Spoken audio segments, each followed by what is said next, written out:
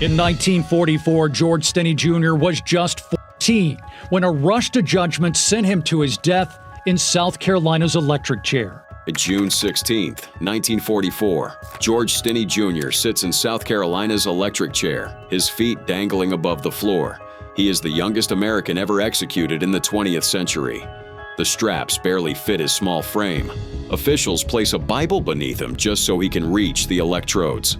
Moments later, the switch is pulled. They said his confession was clear. They said justice was served. But the truth, buried for 70 years, told a different story. Here are 6 wrongfully convicted inmates who were brutally murdered in prison.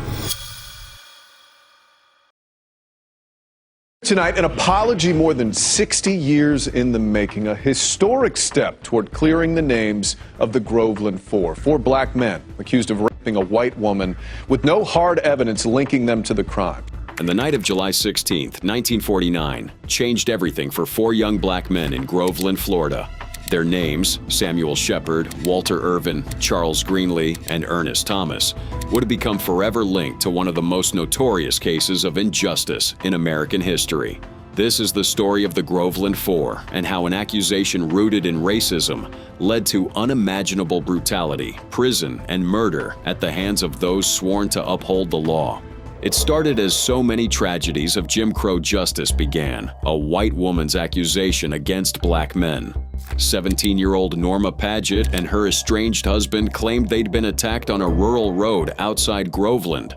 She accused 4 black men of just rape, setting off a chain of events fueled by hate and systemic corruption. Within hours, Samuel Shepard and Walter Irvin, both World War II veterans, were arrested. Charles Greenlee, who had an alibi miles away, was also taken into custody. Ernest Thomas, fearing for his life, fled Lake County. The violence was immediate and overwhelming. A 1,000-man white posse formed, hunting Thomas through the swamps of Madison County. They found him sleeping beneath a tree and shot him 400 times, ending his life in a hail of gunfire. Back in Groveland, a Klan-led mob torched black homes, destroying the Shepard family's farm and spreading terror throughout the community. Inside the Lake County Jail, the brutality continued. Police beat Shepard, Irvin, and Greenlee relentlessly, forcing confessions from Shepard and Greenlee, while Irvin steadfastly maintained his innocence. My father was tortured. He was hung down in a basement over a hot pipe. The physical and psychological torment these men endured was unimaginable, yet it was only the beginning of their long nightmare. The trial was a farce, a display of justice corrupted by racism. An all-white jury convicted the 3 surviving men despite overwhelming evidence of their innocence. Greenlee, a minor, received life in prison while Irvin and Shepard were sentenced to death. The court denied their attorneys access to crucial medical evidence and blocked testimony about the brutal beatings used to extract confessions. Thurgood Marshall and the NAACP Legal Defense Fund took up their case, fighting all the way to the Supreme Court. In 1951, the court overturned Irvin and Shepard's convictions, citing the racist exclusion of black jurors and the menace to justice surrounding the original trial. But justice was still elusive. On November 6, 1951, as Sheriff Willis McCall was transporting Irvin and Shepard to their retrial, McCall pulled his car over on a dirt road. He shot both men, claiming they tried to escape. Shepard died instantly. Irvin survived by playing dead, later telling the FBI how Deputy James Yates shot him again as he lay wounded and handcuffed to Shepard's corpse. The FBI found physical evidence supporting Irvin's account, but an all-white coroner's jury sided with McCall, declaring the murder justified. Irvin, despite his injuries, faced a second trial and was again convicted by another all-white jury. This time, growing national outrage led Governor Leroy Collins to commute his death sentence to life in prison. Irvin was finally released on parole in 1968, only to be found dead in his car a year later while visiting Lake County, a death officially ruled natural causes, though suspicion lingers to this day. Greenlee, the youngest, served 12 years before being paroled in 1962. He lived to see the truth about the Groveland Four emerge, passing away in 2012. but the scars of injustice remained for generations. A historic decision nearly 70 years later. Today, the state pardoned the Groveland Four. I'm deeply overwhelmed, not only for myself and for my family, but basically for my sister. She's fought for this for years. The Groveland Four story might have faded into history, if not for persistent family members and advocates. Decades of denial and delay finally gave way to the truth. In 2017, the Florida legislature unanimously passed resolutions acknowledging the grave injustice. The following year, Governor Ron DeSantis and the Clemency Board granted full pardons to all 4 men, but the fight for exoneration continued. In November 2021, Administrative Judge Heidi Davis officially exonerated the Groveland Four. At long last, the state acknowledged its innocence and the horror they endured. Family members like Carol Greenlee spoke of both relief and the enduring pain. "It never happened," she said. "It took 70 years for this day to come." Respectively exonerate Samuel Shepard, Walter Irvin, Charles Greenlee, and Ernest Thomas, known as the Groveland Four. The story could have ended there, but the wounds run deep. At the clemency hearing, Norma Paget, now in her 80s, maintained her accusation, begging the board not to grant pardons. Her refusal to admit the truth stands in stark contrast to overwhelming evidence of the men's innocence, including Greenlee's proven alibi and multiple witness statements confirming their whereabouts. And I don't want them pardoned. No, I do not. The alleged rape victim, Norma Paget, who hasn't spoken publicly about the case in decades, defended her story. The Groveland Four case exposed the darkest depths of American injustice. It revealed how easily black lives could be destroyed by a single accusation, and how the machinery of justice could be weaponized by hate. But it also showed the power of perseverance and the importance of never giving up the fight for truth. Today, the exoneration of the Groveland Four stands as both a warning and a beacon. It reminds us of the terrible cost of racial injustice and the long journey to right historical wrongs. The family's decades-long struggle for justice teaches us that even the most entrenched lies can eventually be overcome by truth. In the next case, a man with severe disabilities faced a similar fate inside prison walls. January 6, 1939. A 23-year-old man quietly walked toward Colorado's gas chamber, unaware of what was about to happen. With a toy train left behind in his cell, Joe Arridy wasn't executed because he understood his actions, but because a vulnerable young man was pressured into a confession he never fully grasped. Born in 1915 in Pueblo, Colorado to Syrian immigrant parents, Joe grew up different from other kids. He didn't speak until he was 5, and even then, only in short, simple sentences. His early school years revealed severe learning difficulties, and after just 1 year, his principal told the Arridy family that Joe simply could not learn. Joe's cognitive limitations were profound. By 10, he'd been placed in the state home and training school for mental defectives in Grand Junction. Psychologists determined his IQ was just 46, the mental age of a 6-year-old. He couldn't count past 5 without help, tell the days of the week, or distinguish between things like a stone and an egg. Joe couldn't tell the difference between right and wrong, much less comprehend the complexities of criminal intent. Throughout his life, Joe was exploited and bullied. He suffered abuse at the hands of other boys, and was often blamed for things he didn't do simply because he'd confessed to anything under pressure.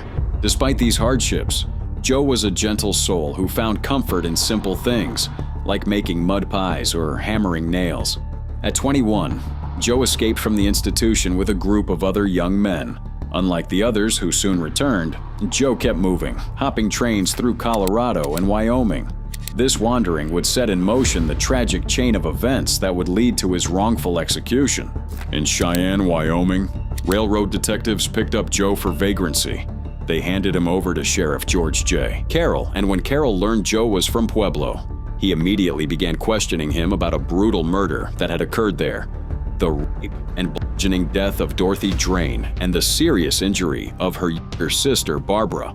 Carroll's questioning was calculated and manipulative. He used leading questions, psychological pressure, and repeated suggestions to plant ideas in Joe's mind. Carol's interrogation tactics were designed to extract a confession, whether Joe understood what was happening or not. He asked Joe if he liked girls, followed by, "If you like to go around with girls so much, why do you hurt them?" Carol claimed Joe responded, "Well, I didn't mean to." But Joe would have said yes to almost anything to please his interrogator. Within 90 minutes, Carol had a confession.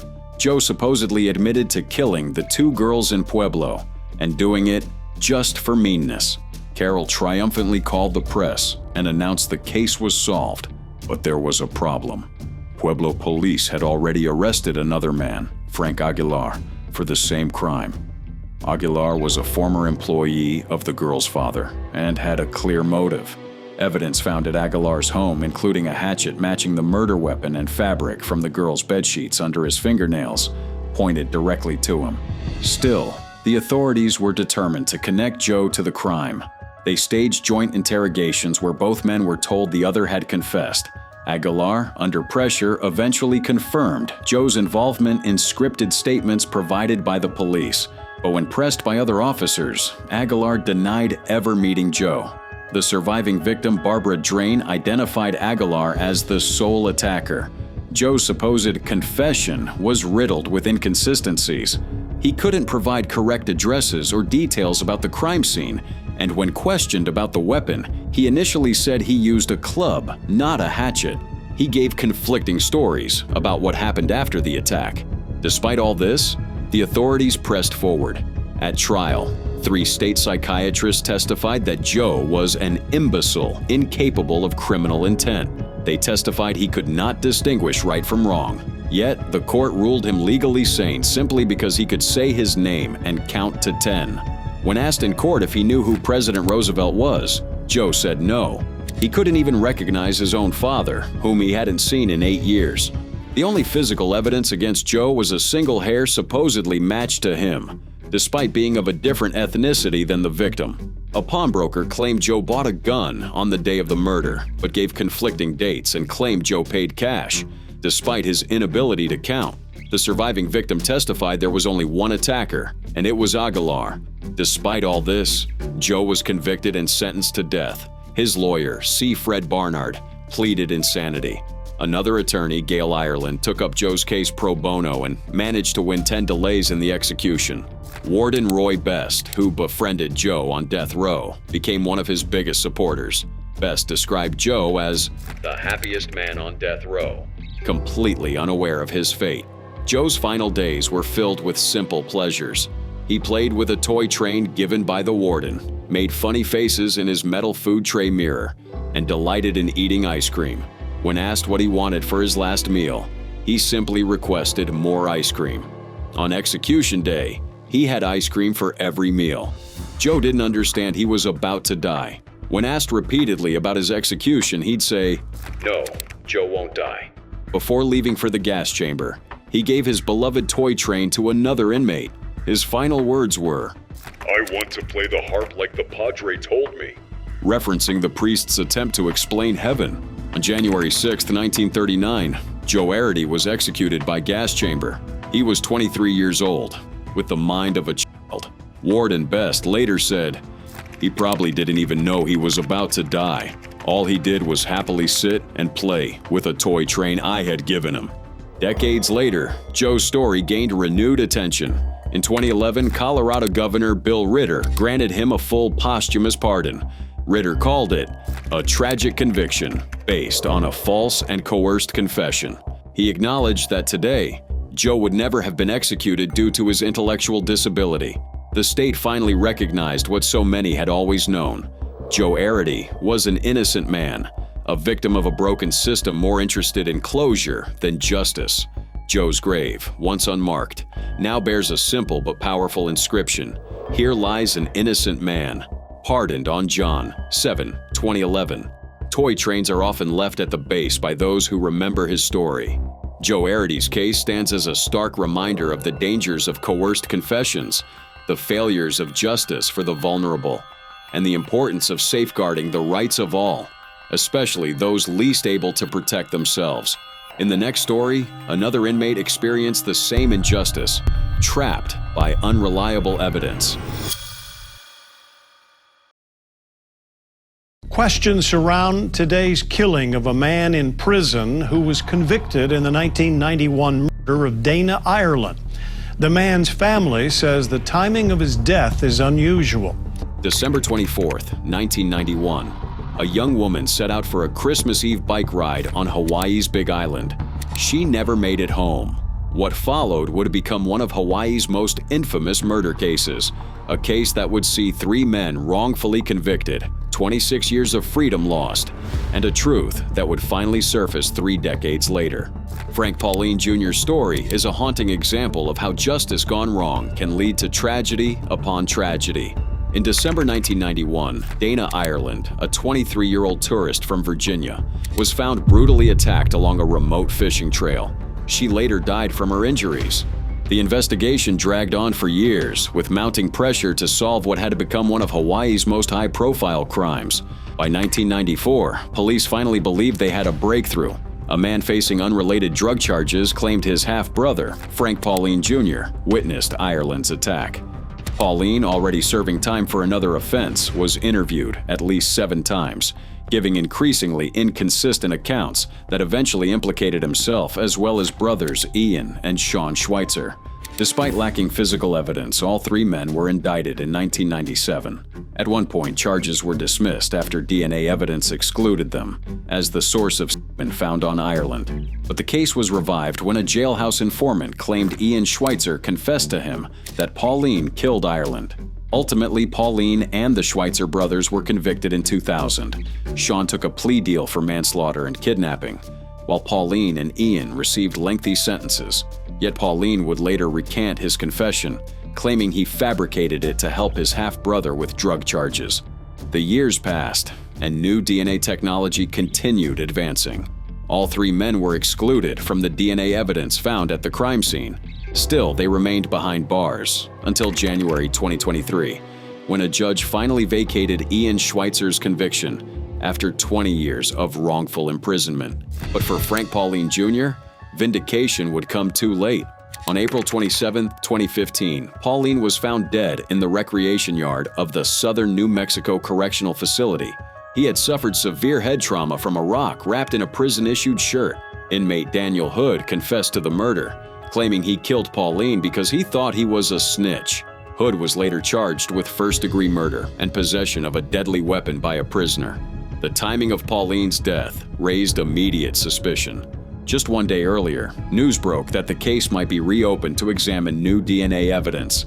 His brother, John Gonsalves, expressed deep doubt about the official story, saying, "It's just hard to believe. It's hard to swallow. I don't get it. I honestly don't get it." And I mean, you don't have to be a rocket scientist for crying out loud to look at the big picture and know something's not right. The Hawaii Innocence Project confirmed that the DNA at the scene did not match any of the convicted men. Hart explained, "Well, the government agreed at that time that the DNA did not match any of the 3 who were convicted." Just days before his death, Pauline expressed hope that new DNA testing would finally prove his innocence. His brother recalled, He was glad finally the truth gonna come out, everybody gonna see, and he just proved his innocence, and he wanted to come home. The irony is cruel. Just as hope for Pauline's exoneration emerged, he was killed. His death came at a moment when justice seemed finally within reach after more than 2 decades of wrongful imprisonment. The case of Frank Pauline Jr. now stands as a tragic example of how the criminal justice system can fail at every level. His conviction relied on pressured statements, not facts. In the next story, another wrongful case would lead to tragedy, proving how quickly justice can fail behind bars. December 1st, 1949. Timothy Evans walked into a police station in Merthyr Tydfil, Wales, and calmly told officers his wife was dead back in London. He had no idea this simple confession would set off a chain of events that would end with his own death. The story of Timothy Evans is one of the most devastating miscarriages of justice in British history.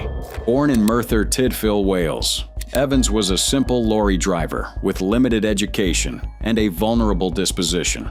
In 1947, he married Beryl Thorley, and the couple moved into a modest flat at 10 Rillington Place, Notting Hill, a decision that would tragically seal their fates.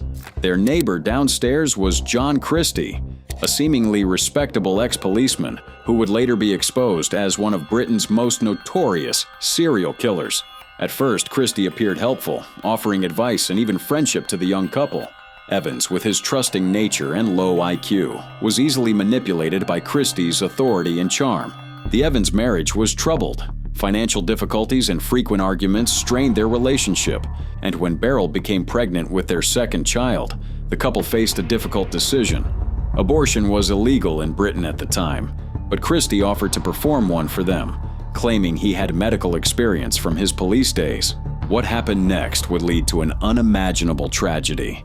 On November 8, 1949, Timothy returned home from work to find Christie waiting for him. Christie claimed the abortion had failed and Beryl was dead. He assured Timothy he would dispose of the body and find someone to care for their young daughter, Geraldine. Christie then instructed Timothy to leave town and return to Wales. Timothy, confused and frightened, complied, but the weight of his wife's death and concern for his daughter soon overwhelmed him. On November 30th, 1949, Timothy went to the police in Merthyr Tydfil and confessed in a confused and contradictory statement that he had accidentally caused his wife's death during a botched abortion attempt. He claimed to have disposed of her body in a drain outside their home.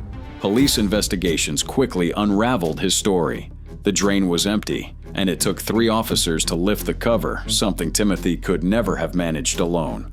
Under intense interrogation, Timothy changed his story, implicating Christie in the abortion and claiming Christie disposed of the body. Yet when the police searched 10 Rillington Place, they found the bodies of both Beryl and their daughter in the wash house. Both had been strangled. Timothy was immediately arrested. The police interrogation that followed was relentless, conducted during late-night hours while Evans was in a highly emotional state. His literacy problems made him vulnerable to police suggestions, and the recorded confession bore the unmistakable linguistic patterns of the officers, not Timothy himself. Despite these glaring inconsistencies, Timothy was charged with the murder of his daughter Geraldine. During the January 1950 trial, Christie served as the key prosecution witness against Timothy, denying any involvement and painting Timothy as a violent, unhinged husband. The jury took just 40 minutes to deliver a guilty verdict. The execution was scheduled for March 9, 1950. Timothy maintained his innocence to the end, insisting Christie was the real murderer. But the system had already failed him. He was hanged at Pentonville Prison, his last words a desperate plea for justice that would go unheard for years. 3 years later, the truth emerged in the most horrifying way. Christie was arrested for multiple murders at 10 Rillington Place. A search uncovered the bodies of several women, including his own wife, hidden throughout the property. During interrogation, Christie confessed to Beryl Evans's murder, confirming what Timothy had claimed all along. The revelation shocked the nation. An official inquiry was launched but initially upheld Timothy's guilt, citing Christie's confessions as unreliable. Public outrage grew, leading to further investigations. Finally, in October 1966, Timothy received a royal pardon, officially recognizing his innocence in his daughter's murder. It was cold comfort for a man long dead, but it marked an important turning point in British justice. Timothy Evans's remains were exhumed from Pentonville Prison in 1965 and reburied at St. Patrick's Roman Catholic Cemetery in Leytonstone. His case, along with others like Derek Bentley and Ruth Ellis, played a crucial role in the abolition of capital punishment in 1965. The Evans case led to significant reforms in police interrogation methods and suspect treatment. He was executed before the real killer was found, redefining failure in prosecution. In the next case, another inmate's innocence remained ignored until long after his death. The Hubei man has finally had his name cleared after 2 decades, but it's too late to save his life. In 1995, 21-year-old Nie Shubin was sentenced to death for murder. April 27, 1995, a young man named Nie Shubin faced a firing squad in Hebei, China. He was just 21 years old, convicted of Dutch rape and murder in a rush trial that lasted only days. Today we know he was innocent, but back then, the system moved with terrifying speed, leaving no room for doubt and no chance for appeal. It began in 1994 when Nie, a 20-year-old factory worker from Shijiazhuang in Hebei Province, was arrested after police found the decomposed body of a woman named Kang Jiahua in a cornfield.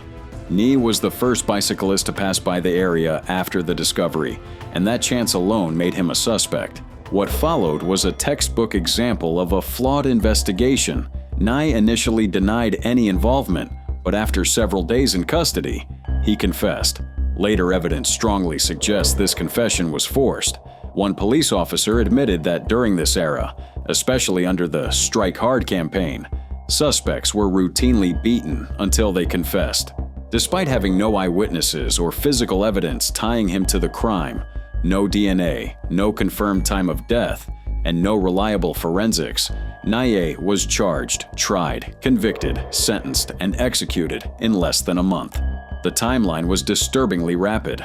Arrested in October 1994, convicted March 15, 1995, and executed by firing squad on April 27, 1995. His father only learned of the execution when he brought daily necessities to the detention center the next day. The only evidence against Nie was his confession. There were no fingerprints, no physical evidence at the scene, and the forensic reports were missing required witness signatures. Even the victim's family doubted Nie's ability to commit the crime, noting that their 36-year-old daughter, trained in martial arts, would have easily overpowered the slightly built 21-year-old man. But the judicial system at the time was more concerned with clearing cases than ensuring accuracy. An official in the Hebei Procuratorate actually objected, arguing that beyond the confession, there was no evidence of guilt. Nie's mother, Zhang Huanji, became relentless in her pursuit of justice after her son's death. For years, she petitioned anyone who would listen. Then, in 2005, a full decade after Nie's execution, there was a breakthrough. Wang Shujin, a convicted murderer awaiting execution for other crimes, voluntarily confessed to the 1994 cornfield murder.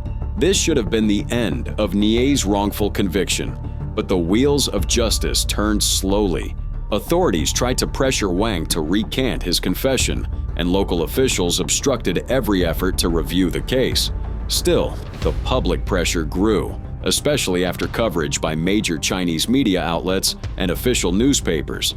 Finally, in 2014, China's Supreme Court ordered a formal review. It was discovered that key interrogation records were missing, crime scene evidence was lost, and there was never any physical proof connecting Nie to the crime. The court concluded that the facts used in the original trial were unclear and the evidence insufficient. In December 2016, 21 years after Nie's execution, the Supreme Court declared him innocent. His parents received nearly $400,000 in compensation, but no amount of money can replace their son. Wang Shujin, the real killer, was finally executed in 2021, but the damage was done. Nie's case exposed critical flaws in China's justice system, especially its reliance on confessions and the willingness to overlook proper procedure in the name of efficiency. Shubin's story became a catalyst for change. It led to new requirements for video recording all police interrogations and sparked conversation about judicial reform. While China still has the world's highest execution rate, cases like Nie's have forced serious introspection about the use of capital punishment and the irreversibility of execution in the face of flawed justice. His conviction came swiftly, based on limited evidence and heavy pressure. Years earlier, another case revealed similar neglect, where youth and vulnerability offered no protection. 76 years ago, the execution of a young black teen made history in South Carolina. George Stinney was convicted and tried in a one-day trial. Decades later, his case was overturned. June 16, 1944. In Columbia, South Carolina, George Stinney Jr. entered the death chamber at Central Correctional Institution, weighing just 90 pounds. He was so small that officials had to seat him on a Bible so the electric chair could reach his head. The straps didn't fit his thin arms. His eyes, barely concealed behind the mask, would be the last innocent thing many witnesses ever saw. 3 months earlier, March 24, 1944, That morning, George and his younger sister were playing in their yard when two white girls, Betty June Binnicker, 11, and Mary Emma Thames, 7, approached. They asked about picking wildflowers. Hours later, when those girls didn't come home, the entire town mobilized. George, just a child himself, joined the search and casually mentioned to another searcher that he'd seen the girls earlier. The next morning, their bodies were found in a shallow ditch. The town of Alcalu, already deeply segregated, exploded in suspicion. Within hours, George was arrested. There was no physical evidence, no blood on his clothes, no witness, nothing. But in the Jim Crow South, those facts hardly mattered. What followed was a textbook case of injustice. George's interrogation began immediately at the hands of white police officers. His parents were not present. He was given no legal counsel during questioning. The sheriff later claimed George confessed, but no written or recorded statement was ever produced. The only evidence was the sheriff's word, and that was enough. From there, things moved fast. George's father lost his job at the sawmill. The family had to flee town in fear of lynching. George was moved to an out-of-town jail for his own safety. On April 24th, he faced a sham trial. His court-appointed attorney, a tax lawyer with political ambitions, called no defense witnesses, not even George's sister, who could have provided an alibi. The prosecution relied entirely on the sheriff's testimony about the alleged confession. No physical evidence was presented, no expert witnesses testified. The all-white jury deliberated only 10 minutes before returning a guilty verdict. The judge wasted no time sentencing George to death. The entire process, from arrest to execution, took less than 3 months. His sister, Catherine, remembers the day officers took George away. And when we came back, we met her on the road, and she said that George had been taken away. She said, taken away by who? Some men came in the car and took him away. And that was the last. I never saw him again. The execution itself was nothing short of barbaric. The adult-sized electric chair was designed for grown men. Witnesses reported that the mask covering George's face slipped off during the execution, revealing his wide, terrified eyes and tears streaming down his cheeks. Several witnesses fainted or turned away. The brutality of the state's actions became painfully evident in those final moments. For decades, the Stinney family fought to clear George's name. They faced intimidation, threats, and public ridicule, but they never gave up. In January 2014, after 70 years, a brave South Carolina judge named Carmen Mullen heard their case. She listened to testimony from George's surviving siblings, experts, and even his former cellmate, who testified that George had always maintained his innocence. Judge Mullen's ruling was devastating in its clarity. She found that George's confession simply cannot be said to be known and voluntary. She called his court-appointed attorney's performance the essence of being ineffective. She wrote, I can think of no greater injustice. On December 16, 2014, exactly 70 years after George's execution, the court vacated his conviction. But not everyone agreed with the exoneration. Some relatives of the victim still maintain that justice was served according to the laws of 1944. They argue that the evidence, while thin, was enough by the standards of the time. This ongoing division shows just how deep the scars of this case run through the community. Today, George Stinney's grave bears a new headstone. It reads, "Wrongfully convicted, illegally executed by South Carolina. Conviction vacated December 16, 2014. Those words stand as both a memorial to his short life and a warning to future generations.